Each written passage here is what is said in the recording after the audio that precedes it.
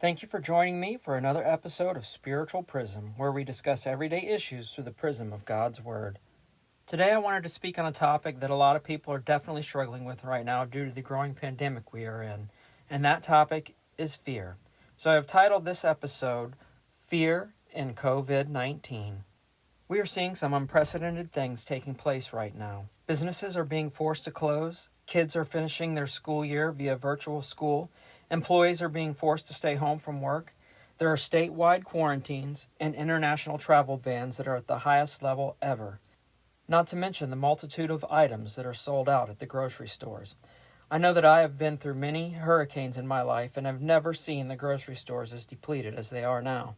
People are getting anxious, and rightly so, with what's taking place. But anxiety and worry can turn into fear, which leads to hoarding, selfishness, short fuses, and a lack of empathy, among many other issues. It's easy to understand the fear that comes along with the situation the world is under right now. But is it necessary to fear? I think a better perspective would be to respect the situation we are in, not fear it, by understanding the consequences and doing our part to mitigate those consequences. For example, electricity can kill you instantly, but you're not afraid to turn your lights on, are you? No, you respect it and act accordingly. The situation we're in right now should definitely be taken seriously, and we should take every precaution to protect ourselves and others. This doesn't mean to go out and buy 30 packs of toilet paper, for instance. Buy what you need to get you through. Getting extra is one thing, but buying enough to make a castle out of is a bit extreme. Hoarding has taken place with many items. I just used the toilet paper one because I definitely didn't see that one coming. By hoarding things, we only add to the fear and uneasiness that people are experiencing. It also leaves some people without, which can definitely cause panic and fear. If we have plenty, I hope that we would give to a neighbor in need, not be in so much fear that we can't help others, because when we get to the point where we don't help others, it's going to be a sad state of affairs for us. So I pray that we will all be willing to lend a helping hand. I believe for the most part, people will be willing to help, as long as they're not fearful. So now I'd like to see what the Bible tells us about fear. The first verse I want to give you is 2 Timothy 1, verse 7, and it says, "For God has not given us a spirit of fear and timidity, but of power, love, and self-discipline." I wanted to start with this verse because it's one of my favorite verses regarding fear. God did not give us the spirit of fear. Fear is a lie Satan uses to attack us, because he knows if we are fearful, we will take our eyes off of God, and we will start to focus on what is causing the fear, instead of the one who has given us the power to overcome the fear that we are experiencing. There is nothing more the evil one wants than for us to take our eyes off the Father. When we start to fear, we have to tap into the spirit of self-discipline and love that he has given us so we can get our eyes back on him, so we can gain the power to overcome and process our fears. Especially in times like we are currently experiencing. It's easy to get caught up in all the issues that this pandemic is causing and fall into fear and worry, but we have to remember that ultimately God is in control, and we're going to have to go through this pandemic, fear or not, so don't let the fear overwhelm you. Focus on the Father to help you get through the situation. 1 Peter 5:7 says, "Give all your worries and cares to God, for he cares about you." It's our privilege as believers to give our worries and cares to God and to know and trust that he loves us and will see us through the situation. The next verse is Matthew 10:29 through 31, and it says, "What is the price of 2 sparrows, 1 copper coin? But not a single sparrow can fall to the ground without your Father knowing it. And the very hairs on your head are numbered, so don't be afraid. You are more valuable to God than a whole flock of sparrows." God assures us he is in control and knows what is going on, not just in the world, but for each and every one of us individually. Nothing takes place that he is not aware of. He knows us better than we know ourselves.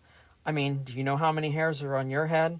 Because I sure don't. It gives me strength to know that he loves me and knows me so well that he even knows how many hairs are on my head. The next verse I'm going to read comes from Luke 12, verses 25 and 26.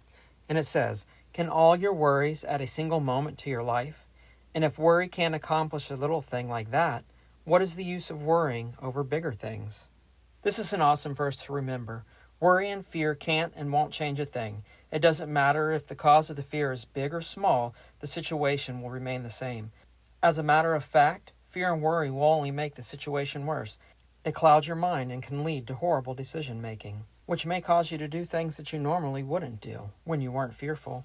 The next verse is Psalms 46, verses 1 through 3, and it says, God is our refuge and strength, always ready to help in times of trouble.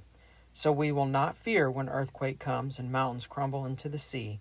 Let the oceans roar and foam, let the mountains tremble as the waters surge.